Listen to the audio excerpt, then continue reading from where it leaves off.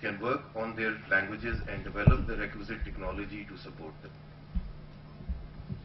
Second was to develop this language technology itself so that end users can overcome the language barrier and can access and exchange information in their own mother tongue.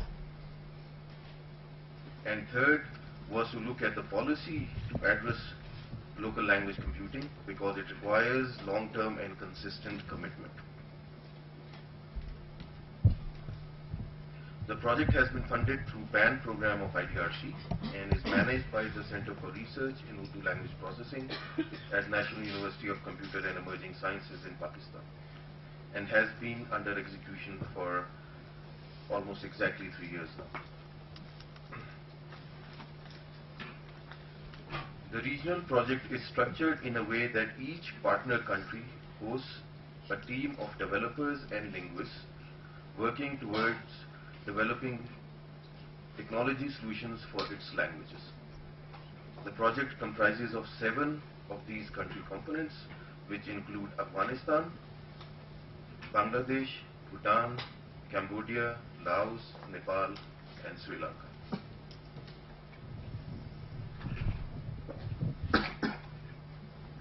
The regional project, as far as the technology is concerned, a complete information structure is required to give access to end user populations.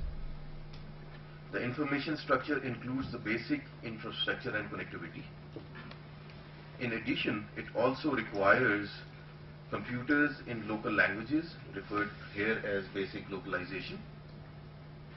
It also requires training of end users to use the localized computers, and content in local languages to use the information technology meaningfully.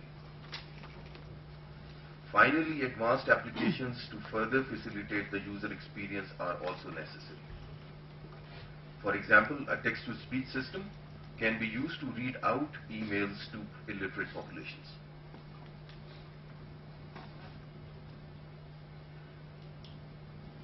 As much of this has been missing for developing Asia, the project has focused on developing the information structure.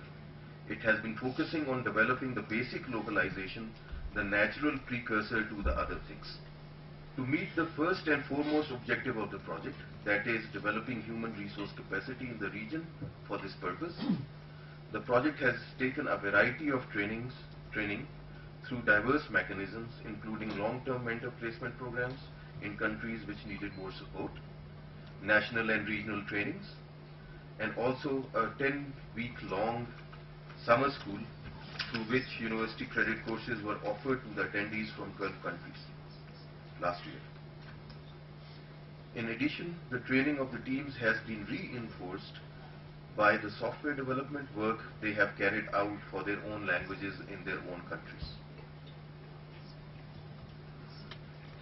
As a result, over the past 3 years, the project has successfully raised capacity of more than 75 resources across the 7 partner countries.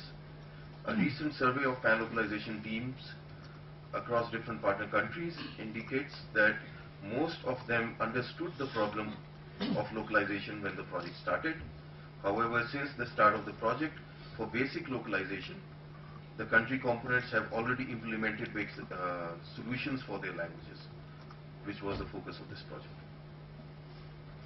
For example, Zonka Linux has been developed by in Bhutan by Department of IT in collaboration with Zonka Development Authority.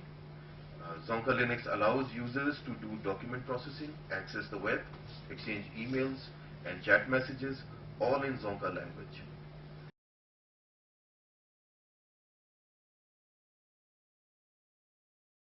Your Excellency, Minister of Labor and Human Resources, Honorable Secretary of Ministry of Information and Communications, distinguished policymakers from the region, and guests from all over the world, I welcome you and wish you a very good morning. I am truly honored to be here in Bhutan.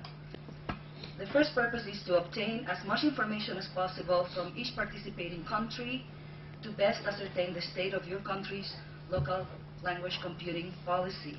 It is a tremendous opportunity to have all of you here in one place, and our hope is to learn from you as much as possible, to identify best practices and common challenges. We have assumed that you share some of the same frustrations and that some of you have actually managed to overcome those, and we hope also to benefit from your knowledge in this area. This information that we'll be gathering over the next 2.5 days are going to be used for us to suggest a policy roadmap that will aid countries that are starting to consider local language computing strategies to determine what steps they must take in order to accomplish their objectives. We also plan, as my colleague Sarmat said earlier, to compile a report that will be published by the middle of this year, and our hope is that it will be available to all of you and to others who wish to learn from the information we've gathered during these few days.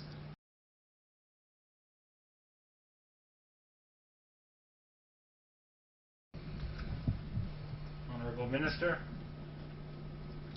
senior officials of the Royal Government of Bhutan, representatives of the monk body, distinguished fellow speakers, representatives of the international community, colleagues and friends from the Pan-Localization Project, Zampola. So I have two sets of policy issues which I'd like to share with you and which might, I hope, form the basis of some useful thinking and discussions later on. First of all, I'd like to explain to you why IDRC thinks this Pan-Localization Project is such an important project. And I wouldn't be here